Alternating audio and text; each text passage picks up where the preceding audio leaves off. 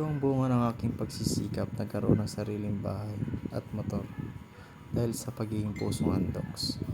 Hanggang sa pinasok ko na yung buhay ng MC Taxi Rider Move It at sumali na din ako sa grupo ng Cruels Riders Club. Nag-team building kami yan sa Batangas. Nung sa andoks pa ako, ito yung ginagamit kong bike, maliit na pambata. Hanggang sa naputulan pa nga ng manobela, kaya napabili ulit ako ng bagong bike.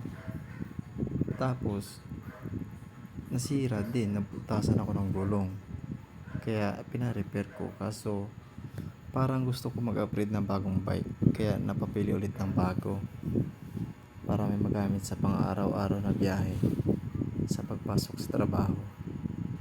Kaya napag-isip ko, kailangan ko mag-upgrade para kukuha ng motor.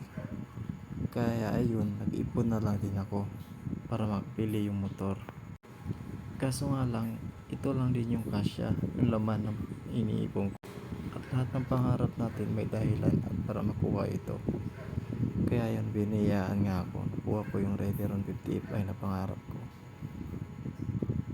Kaya sipagan lang natin at samahan ng dasal.